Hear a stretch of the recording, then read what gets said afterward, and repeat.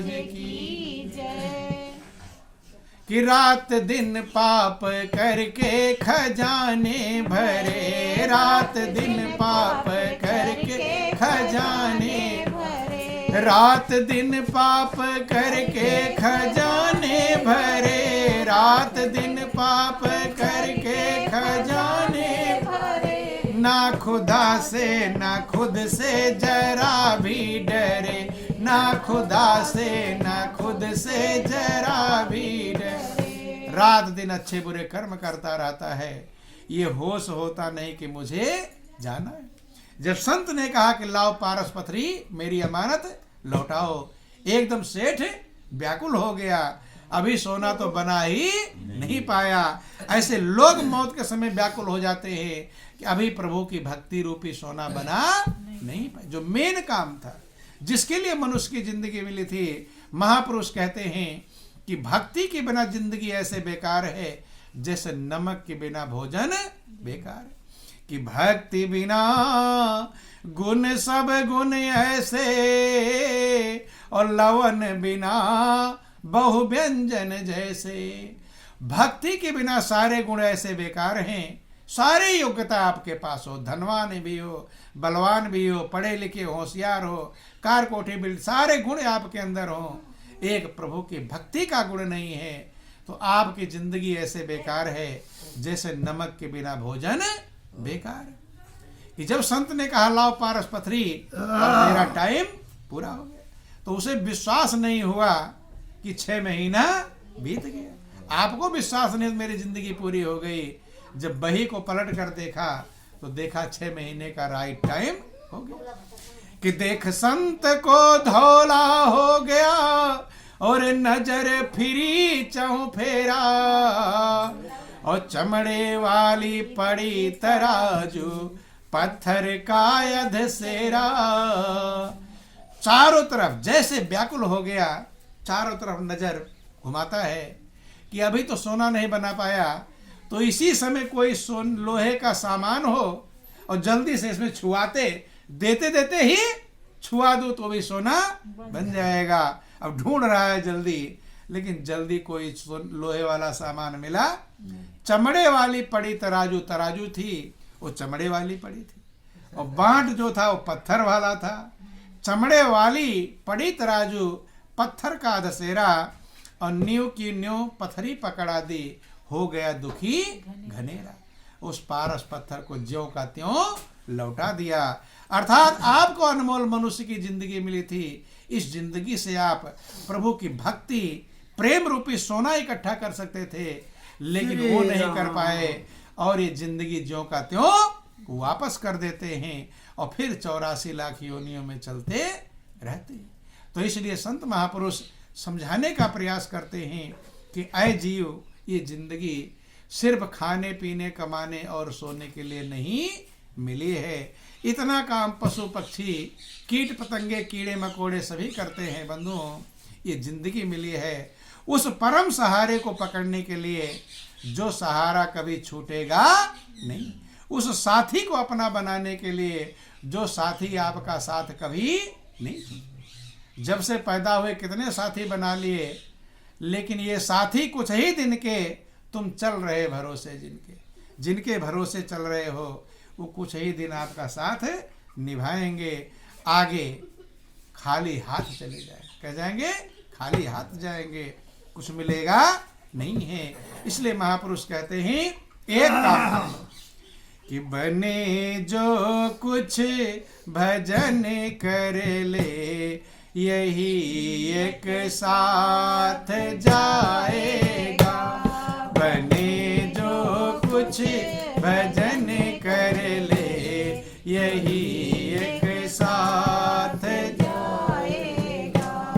बने जो कुछ भजन कर ले, यही एक साथ जाएगा।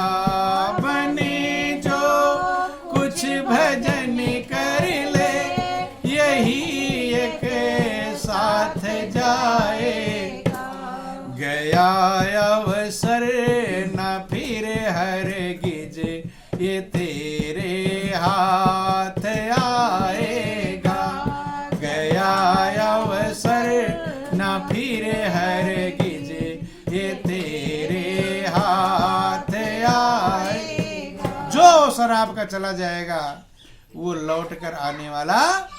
अभी जब आप लोग सत्संग में यहाँ आकर बैठे थे वो समय फिर आ जाएगा दोबारा, ये आने वाला ये वक्त फिर ना आएगा। कहता हूँ बार बार कि गया अवसर न फिर हरगिज, ये तेरे हाथ आएगा। गया अवसर न फिर हरगिज, ये तेरे हाथ आएगा। गर्भ में था कहा तूने, न भूलूंगा प्रभु तुमको। गर्भ में था कहा तूने, न भूलूंगा प्रभु तुमको।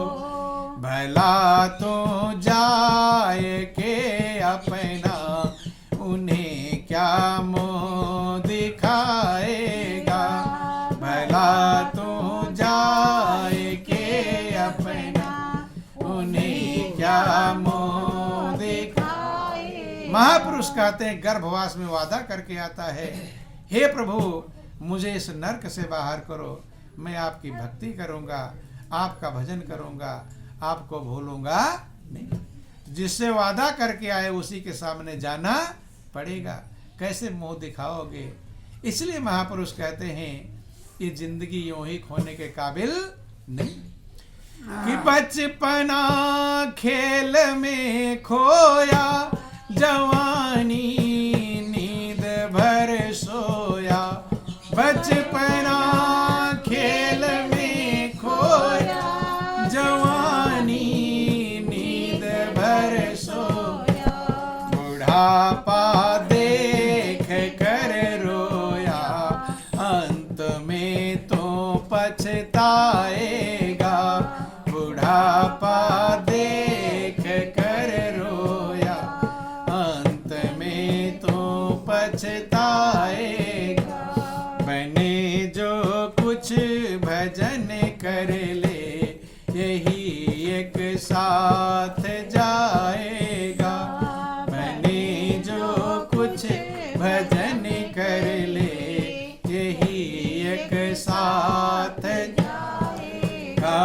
गया अवसर न फिर हरगिज, ये तेरे हाथ आएगा। गया अवसर न फिर हरगिज, ये तेरे हाथ आएगा। पिता सुत भ्रात और नारी, सहायक होगा ना कोई। पिता सुत भ्रात और नारी, सहायक होगा ना कोई। तेरे कर्मों की गठरी खुद तू ही सर पर उठाएगा। तेरे कर्मों की गठरी खुद तू ही सर पर उठाएगा। कोई भी सहायक, माता पिता भाई बंधु हित रिश्तेदार, कोई भी आपके कर्म में मददगार नहीं बने। आपके पापों की गठरी आपको ही उठानी पड़ेगी। अच्छा कर्म किए हो तो गठरी अच्छी रहेगी, खुशहाल रहोगे। और बुरे कर्म किए हो, गठरी में अगर महकने वाली चीज हो, फूल इत्यादि हो, तो महक मिलेगी, आराम खुश रहोगे। और गठरी में बदबू देने वाली चीज हो तो तब बेचैन। ऐसे कर्म अगर अच्छे करोगे तब प्रसन्न रहोगे, और कर्म बुरे करोगे तो बेचैन। उसमें कोई हिस्सेदार बनने वाला, तेरे कर्मों की गठरी खुद तू ही सर पर उठाएगा, अपने ही उठाना पड़ेगा। दुनिया में हिस्सेदार बनते हैं लेकिन कर्म में कोई हिस्सेदार नहीं। कि तुझे तो घर से जंगल में तेरा ही खुद बखुद बेटा। तुझे तो घर से जंगल में तेरा ही खुद बखुद सुलाकर लकड़ियों के ढेर में तुझको जलाएगा, सुलाकर लकड़ियों के ढेर में तुझको जलाएगा। आपका बेटा ही ले जाकर जलाएगा। और आज का समय ऐसा आ गया है कि जरूरी नहीं कि कहाँ एक्सीडेंट हो जाए, कोई पहचाने न पहचाने, कुछ भरोसा लावारिस में फेंक देते हैं। जरूरी नहीं कि जलाने का नंबर भी आए। इसलिए महापुरुष कहते हैं कि कहे कबीर समझाई तो कहना मान ले भाई, कहे कबीर समझाई तो कहना मान ले भाई, नहीं तो अपनी ठकुराई वृथा सारी गंवाएगा, नहीं तो अपनी ठकुराई वृथा सारी गंवाएगा। कहते हैं कि कहना मान ले, नहीं तो ठकुराई जो है, ठकुराई माने बड़प्पन, ठाकुर साहब बनकर घूमते हैं, लेकिन यमराज के सामने कोई ठाकुर साहब रहता नहीं है। ठाकुर एक ही है, वो है परमात्मा। अगर उसका सहारा पकड़ लिया तो महापुरुष कहते हैं कि बचने की उम्मीद है, शांति की उम्मीद है, सुख की उम्मीद है, क्योंकि वो आनंद का भंडार है, शांति का स्रोत है और सुखों का मोल है। देखो ध्यान देना, जिनकी आप पूजा करते हो, अगर उनकी बात भी समझ में आ जाती तो आपका कल्याण होने में कोई दिक्कत नहीं। जैसे भगवान कृष्ण की पूजा करते हैं तो भगवान कृष्ण के एक हाथ में बंसी है, क्या है? बंसी। और दूसरे हाथ में क्या है? चक्र है। एक हाथ में बंसी है और दूसरे हाथ में चक्र है। भगवान शंकर की अगर पूजा करते हैं तो भगवान शंकर के एक हाथ में डमरू है, क्या है? डमरू। जब डमरू बजाते हैं तो सब लोग मगन हो जाते हैं। और दूसरे हाथ में क्या है? त्रिशूल। दोनों चीज है कि नहीं? भगवान विष्णु को देख लो, एक हाथ में शंख है और दूसरे हाथ में चक्र है। दोनों काम है कि नहीं? अर्थात वही परमात्मा दयालु भी है और वही काल भी, वही दयाल भी है और वही काल भी है। अब जैसा काम करोगे वैसा ही वो तुम्हारे साथ व्यवहार करेगा। अब अपने सोचना है कि आप बंसी वाले में जाना चाहते हो या चक्र वाले में जाना चाहते हो। कि एक हाथ में प्रेम भरी बंसी, एक हाथ में चक्र सुदर्शन है। हम तो वाकिफ इन चालों से, जहां मार भी है और प्यार भी। ध्यान देना, जब भगवान कृष्ण बंसी बजाते हैं तो सब मंत्र मुग्ध होता है, सबकी चिंता, फिकर, बेचैनी, आनंद मग्न। जैसे सांप के सामने बीन बजाते हैं ना, तो सांप बिल में से भी लहराता हुआ उस बीन की आवाज में चला आता है। ऐसे जब भगवान कृष्ण की बंसी बजती है तो सभी गोपी ग्वाल बाल मगन होकर के आनंद मग्न हो जाते हैं। बंसी क्या है? आनंद देने वाला है, शांति देने वाला है, सुकून देने वाला है। लेकिन चक्र काटने वाला है। क्या है?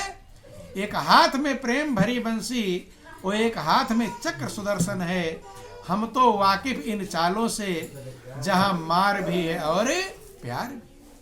बोलो वृंदावन बिहारी लाल। आगे आ जाओ, उमापति महादेव की जय, जगत जननी अम्बे मैया की। तो बंधुओं ध्यान देना, ये गौर करना, जहां भी आप पूजा करने जाते हैं तो ये दोनों चीजें महापुरुषों के हाथ में मौजूद। कोई बात नहीं, बैठ। बोलो वृंदावन बिहारी लाल की, महापति महादेव की। तो बंधुओं कहते हैं, अब ध्यान देंगे, एक हाथ में प्रेम भरी बंसी और एक हाथ में चक्र सुदर्शन। जब पूजा करने जाओ तो दोनों चीजों को देखना चाहिए। नहीं देखना चाहिए। भगवान शंकर के एक हाथ में डमरू है और दूसरे हाथ में त्रिशूल है। जब पूजा करने जाओ दोनों को देखना चाहिए। भगवान विष्णु के एक हाथ में शंख है, दूसरे हाथ में चक्र है। ये क्यों बनाया गया है?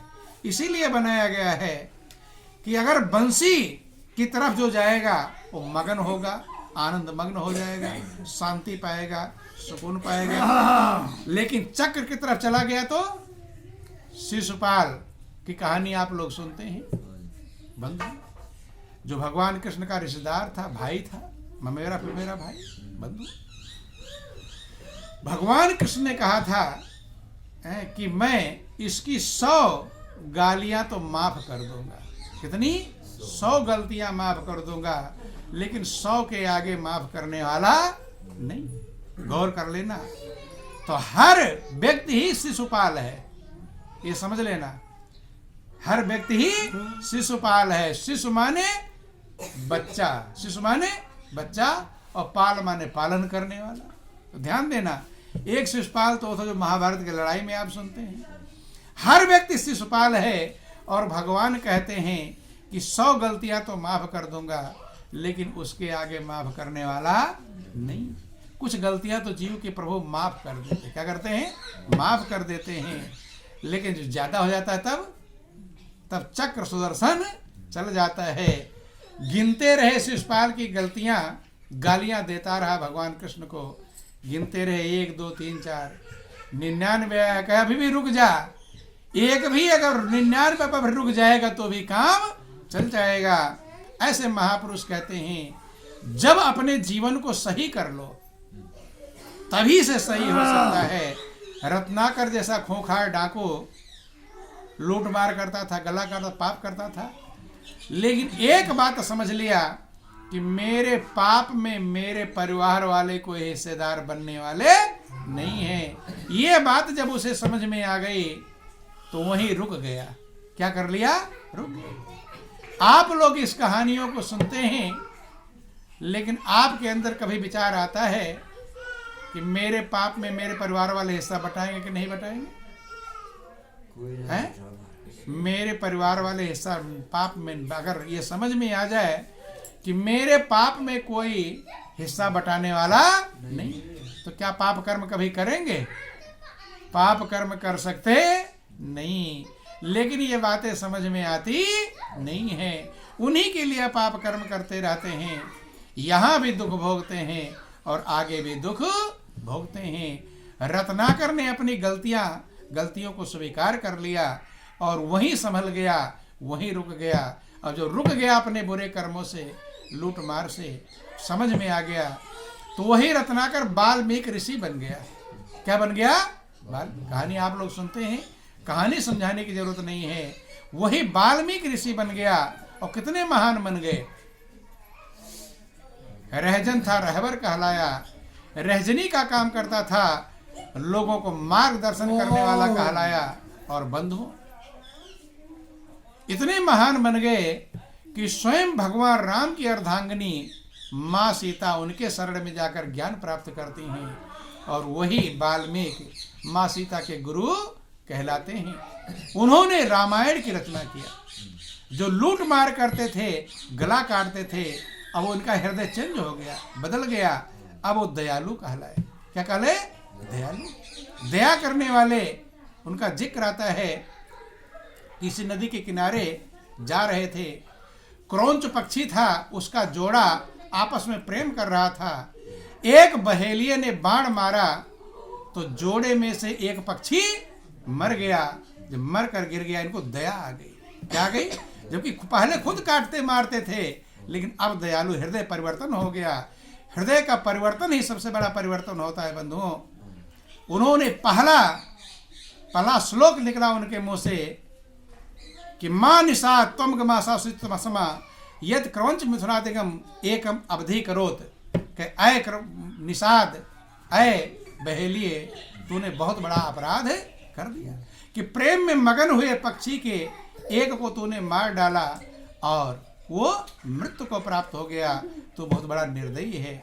उन्होंने ही यही पहली श्लोक, पहला कविता उनका प्रारंभ हुआ।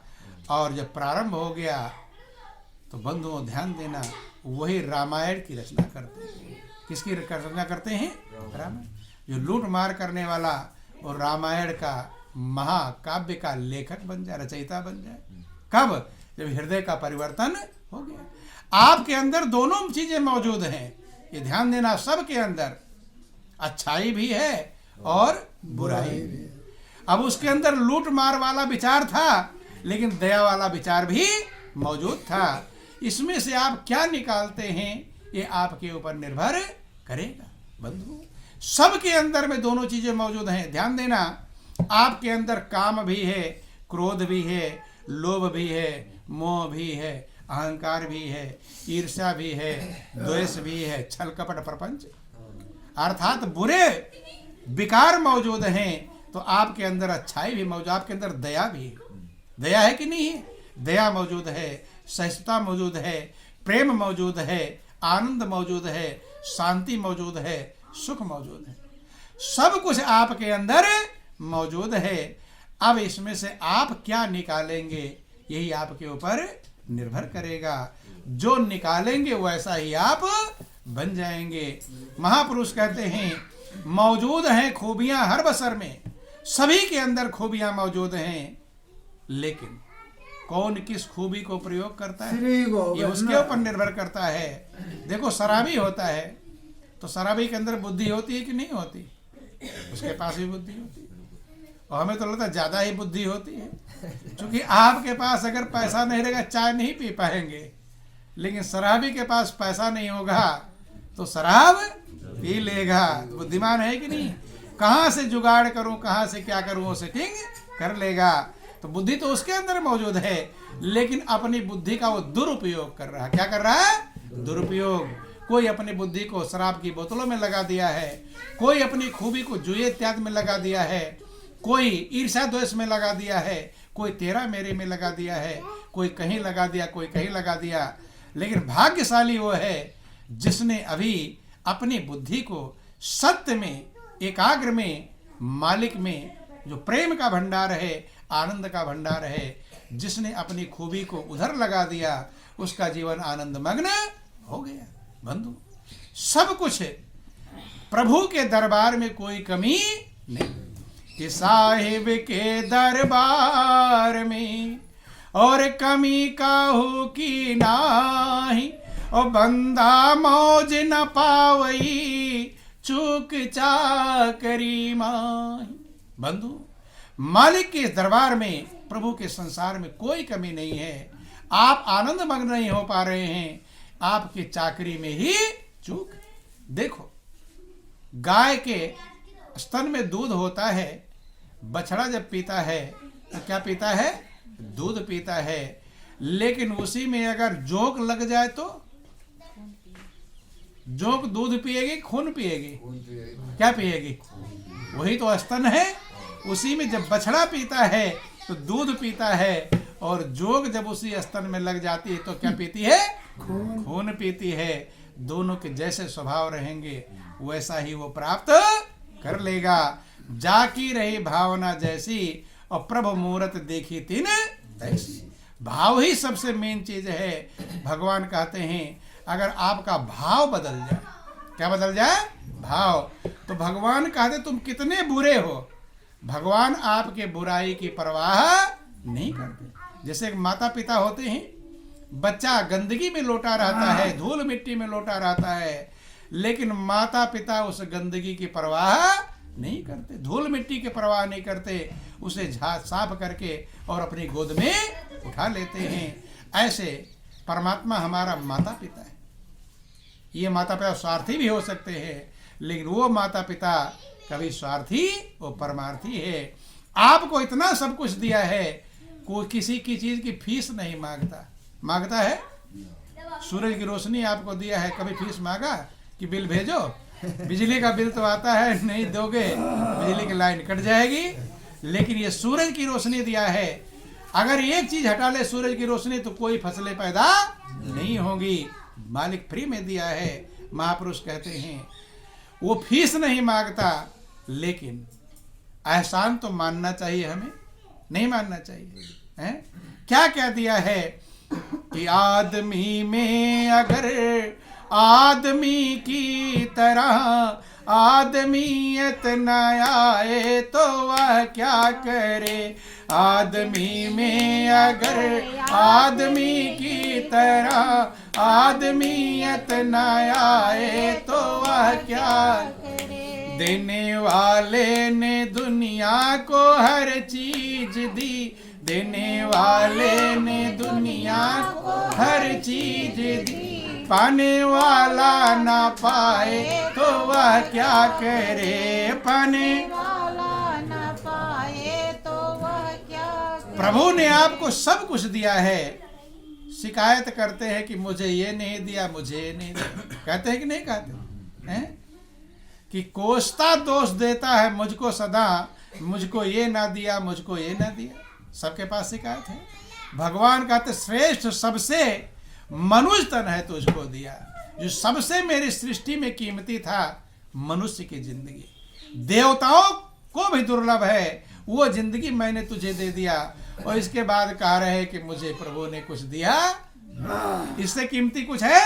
सबसे कीमती मनुष्य का जीवन है, लेकिन आप कीमत ना समझ पाओ तो परमात्मा क्या कि आदमी में अगर आदमी की तरह आदमी में अगर आदमी की तरह आदमियत न आए तो वह क्या करे। आदमियत आए तो वह क्या करे। देने वाले ने दुनिया को हर चीज दी, देने वाले ने दुनिया को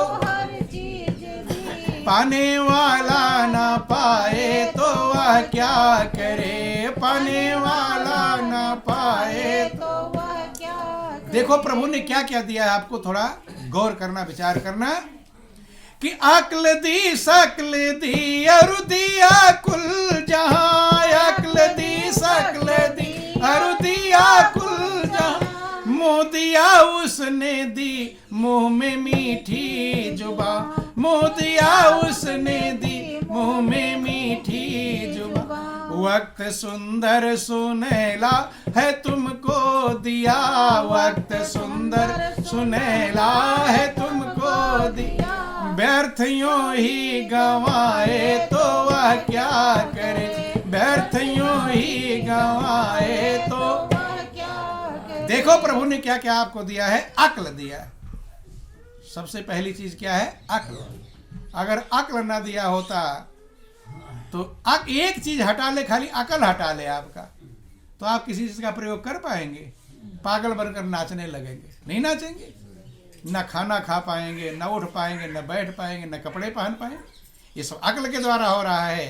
तो अक्ल दिया है, सबसे बड़ी कृपा है। और शकल दिया है, चेहरा भी दिया है। अगर शकल ना दिया होता तो शीशे के सामने कैसे खड़े होते? खड़े होते कि नहीं खड़े होते? बार बार चेहरे को देते, इसका मतलब शकल दिया है। अक्ल दिया, शकल दिया, और सारा संसार दिया। सूरज, चंद्रमा, सितारे हैं, क्या क्या दिया है? हवा, अन्न, पानी, इतनी चीजें दिया है कि आप गिन सकते नहीं। गिन लेंगे, गिन नहीं पाएंगे प्रभु ने मुझे क्या क्या दिया। और कहते मुंह दिया उसने दी, मुंह में मीठी जुबान।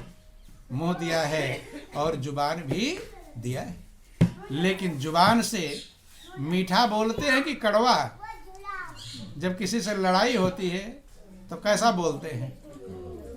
कड़वा से कड़वा ढूंढते हैं, कौन सा कड़वा बात बोलूं ताकि इसको हड्डी छोड़कर कलेजे में हंसे। इसीलिए जुबान दिया था, मीठा बोलने के दिया था। महापुरुष कहते हैं कि ऐसी बानी बोलिए और मन काया पाखोय, औरन को शीतल करे आपो शीतल हो। बाणी तो ऐसे बोलने के लिए दिया था, लेकिन बाणी ऐसे बोलते हैं कि गोली तो कम असरदार होती है, बोली ज्यादा असरदार होती है। तो इसलिए महापुरुष कहते हैं फिर प्रभु की इसमें क्या गलती है। आगे क्या कहते हैं? बोलो वृंदावन बिहारी लाल की, उमापति महादेव। कि लाखों दी न्यामतें तेरे आराम को, लाखों दी न्यामतें तेरे आराम को, कैसा खुद गर्जे भूला तू भगवान को, कैसा खुद गर्जे भूला तू भगवान को। आपके आराम के लिए क्या क्या दिया है देखो। चाहता दाल रोटी दो चीज बना देता, पेट भर जाता, लेकिन कितने प्रकार की दालें, कितने प्रकार के अनाज, कितने प्रकार के फल, कितने प्रकार की सब्जियां, घी दूध दही, कितनी चीज दिया है। ये आपके आराम के लिए, खुश होने के लिए दिया है, ताकि इसको खा पी कर धन्यवाद दे सको। लेकिन सब खा लेता है, लेकिन ये धन्यवाद देता नहीं है, और कहता है भगवान ने मेरा बिगाड़ दिया। कहता है कि नहीं कहता कि लाखों दी न्यामतें तेरे आराम को, लाखों दी न्यामतें तेरे आराम को, कैसा खुद गर्जे भूला तो भगवान को, कैसा खुद गर्जे भूला तो भगवान को। जर्रे जर्रे में है ओ समाया हुआ, जर्रे जर्रे में है ओ समाया हुआ, देख जो तू ना पाए तो वह क्या करे, देख जो तू ना पाए